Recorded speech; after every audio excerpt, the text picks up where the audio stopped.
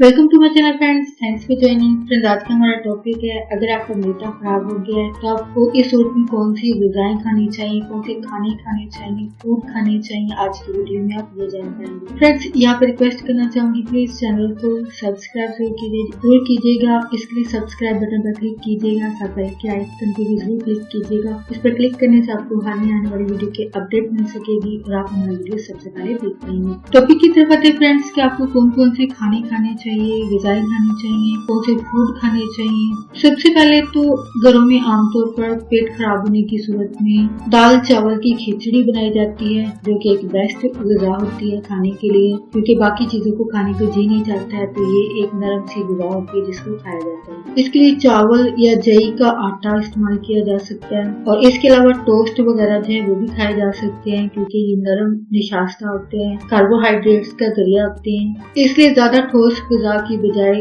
इनको खाना जो है, हल्की फुल्की ग़िज़ा को खाना जो है वो मरीज जो है, इंसान जो है पसंद करता है। नेक्स्ट जो है, आपको लिक्विड जरूर पीना चाहिए, पानी जरूर पीना चाहिए, क्योंकि मैदे की खराबी की सूरत में या उल्टी वॉमिटिंग हो सकती है, पेचेस लग सकते हैं, क्योंकि ये एक साथ अमल होता है। वॉमिटिंग और लूज मोशन की वजह से पानी की कमी जो है वो हो जाती है और साथ नमकियात जो है उनकी कमी भी हो जाती है। तो इस सूरत में पानी पीने के साथ साथ आप फलों का रस वगैरह इस्तेमाल कर सकते हैं। जो भी फ्रूट्स पसंद हो उनका जूस पिया जा सकता है, लेकिन जूस पीने के मामले में भी आपको थोड़ी सी एहतियात करनी चाहिए।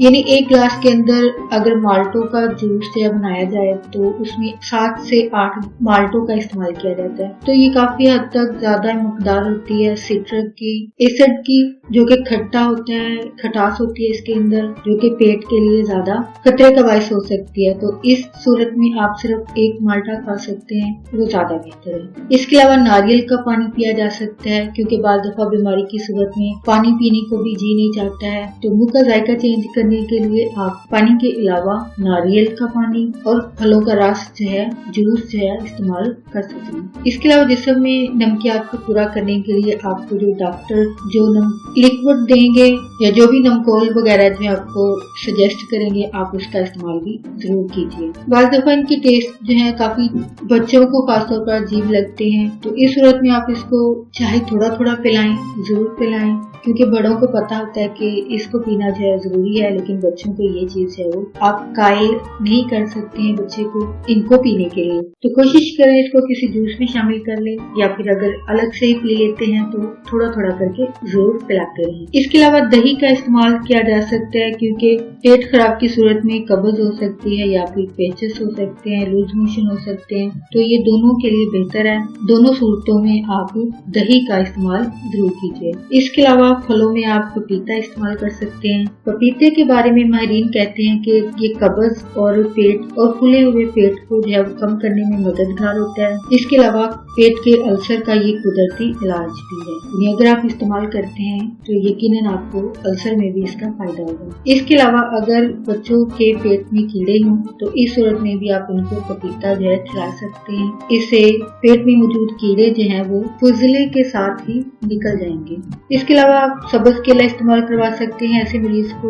इसके अलावा अलसी के बीज इस्तेमाल किए जा सकते हैं। अलसी का इस्तेमाल जो है, अलसी के बीज का इस्तेमाल जो है उन लोगों के लिए ज्यादा बेस्ट है जिनको कब्ज का इश्यू रहता है। ऐसे अफराद रोजाना अलसी के बीज का 1 औंस या 4 मिलीलीटर अगर तेल भी इस्तेमाल करते हैं, यानी दोनों सूरत में कब्ज कुशा है, इससे कब्ज जो है वो खत्म होगी, कॉन्स्टिपेशन जो है वो खत्म हो जाएगी। इसके अलावा मुलट्ठी का इस्तेमाल किया जा सकता है। ये मैदे में तकलीफ दर्द की सूरत में भी इस्तेमाल की जा सकती है और अल्सर के लिए भी इस्तेमाल की जा सकती है। पेट के अल्सर में ये जो है काफी मुफीद फायदेमंद साबित होती है। इसके अलावा अदरक का इस्तेमाल किया जा सकता है। अदरक के बारे में एक फैक्ट शेयर करना चाहूंगी कि हार्ट पेशेंट के लिए इसका इस्तेमाल जो है बहुत माइनर होना चाहिए, ये बहुत स्ट्रॉन्ग होता है, तो इसलिए इस्तेमाल करते हुए इसको बहुत थोड़ी मकदार में इस्तेमाल करें। ये मैदे में खराबी की सूरत में फायदेमंद है।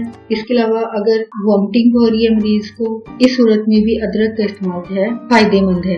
अदरक आप कच्ची भी इस्तेमाल कर सकते हैं, पकी हुई भी इस्तेमाल कर सकते हैं, इसको बॉईल करके उबाल कर भी इस्तेमाल किया जा सकता है। यानी ये तीनों सूरतों में फायदेमंद है। इसका इस्तेमाल जरूर कीजिए, लेकिन मकदार को, क्वांटिटी को जरूर ज़हन में रखिएगा। अदरक का इस्तेमाल जो है महफूज है, यानी सेफ है आपके लिए, लेकिन इसका साइड इफेक्ट ये है कि अगर आप रोजाना 5 ग्राम से ज्यादा खा लेते हैं तो इससे पेट के अंदर जलन हो सकती है, दर्द हो सकता है, या फिर लूज मोशन हो सकते हैं, पेचेस लग सकते हैं। तो इसलिए मकदार को जरूर ज़हन में रखिएगा। इसके अलावा पुदीने को इस्तेमाल किया जा सकता है। ज्यादातर लोगों के लिए पुदीना जो है इसको इस्तेमाल करना जो है फायदेमंद है। पुदीना जो है मैदे की खराबी में और फूले हुए पेट के लिए और कब्ज और लूज मोशन सब में इसका इस्तेमाल जो है फायदेमंद है, आपको फायदा होगा। लेकिन इसके साथ इसका कुछ साइड इफेक्ट है, वो ये है, यानी किन लोगों को पुदीना जो है इस्तेमाल नहीं करना चाहिए।